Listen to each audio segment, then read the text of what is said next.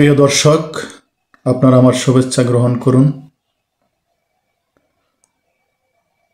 মানুষের জীবনে একটা সময় আসে যখন তাকে বেঁচে থাকার জন্য একটা পেশা বেছে নিতে হয়।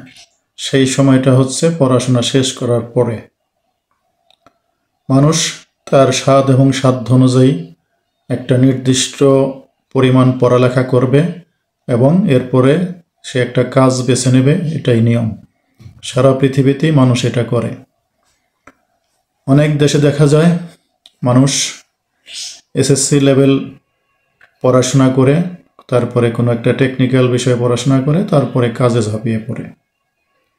বাংলাদেশে যাদের টাকা পয়সা আছে তারা দেখা যায় বিশ্ববিদ্যালয়ে উচ্চশিক্ষা গ্রহণ করে, কেউ কেউ আবার কলেজগুলিতে উচ্চশিক্ষা গ্রহণ করে। তবে টেকনিক্যাল শিক্ষা গ্রহণ খুব বেশি একটা মানুষ করে না, এবং দেশে মানুষের কাজের অত সুযোগও নেই।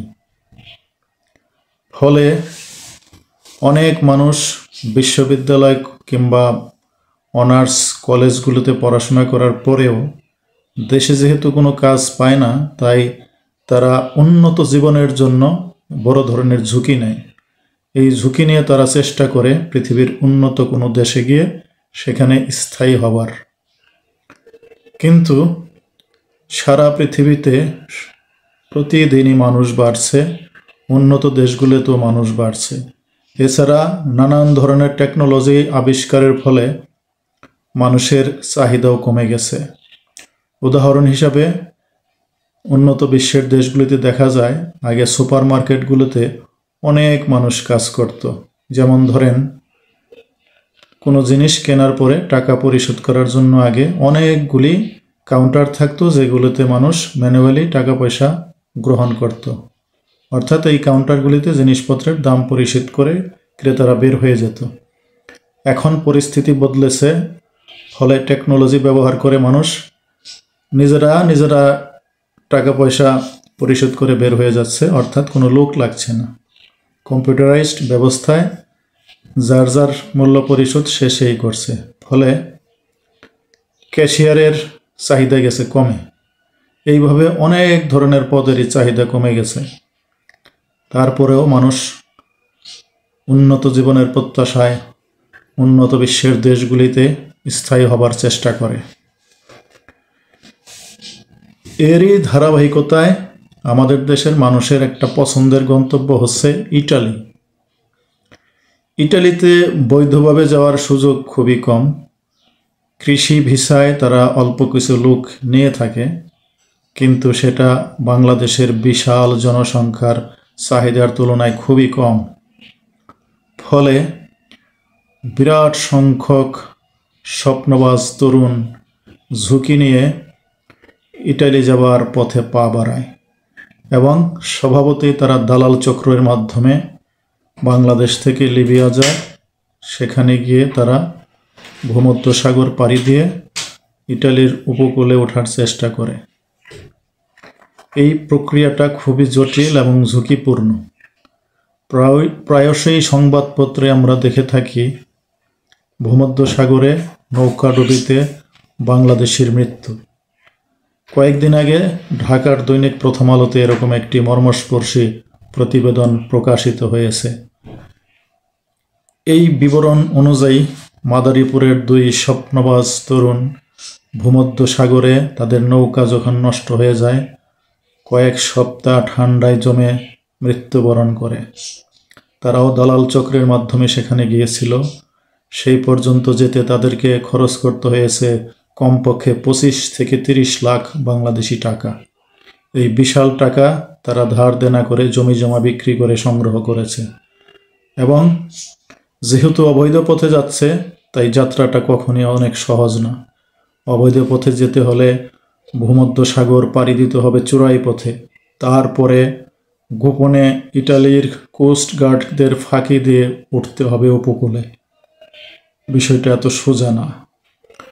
প্রতি বছরে শত শত যুবক এই মৃত্যুর ঝুঁকি জেনেও দালাল চক্রের মাধ্যমে 25 থেকে 30 লক্ষ টাকা খরচ করে বিশাল এক বুক ভরা স্বপ্ন নিয়ে ভূমধ্যসাগরের নৌকায় চড়ে বসে এদের মধ্যে কেউ কেউ আবার পানিতে ভেসে ভেসে ইটালির উপকূলে গিয়ে পৌঁছাতে পারে। ইটালির কোস্টগার্ড তাদেরকে উদ্ধার করে বিভিন্ন আশ্রয় কেন্দ্রে নেয়। অনেকে আবার শেষ পর্যন্ত সেই দেশে বৈধতার কাগজও পেয়ে যায়, কেউ কেউ পেয়ে যায় পাসপোর্ট। এটারও নজির আছে। অনেকে আবার পাসপোর্ট পেয়ে ওখানে গিয়ে ছোটোখাটো ব্যবসা করে ভালোও আছে, কিন্তু এই হার শতকরা হিসাবে খুবই কম। তবু এই দুই একজনের কঠিন পরিশ্রমের সাফল্য দেখে অনেকেরই আগ্রহ জাগে এবং তারা অনেক বড় একটা জীবনের ঝুঁকি নিয়ে বের হয়ে যায়, কিন্তু বেশিরভাগ ক্ষেত্রেই সোনার হরিণ তাদের হাতে ধরা দেয় না। আমার কথা হচ্ছে, প্রত্যেকটা মানুষেরই নিজ দেশে কাজ পাওয়ার অধিকার আছে। শিক্ষা শেষে কাজ পাওয়া মানুষের একটা অধিকার।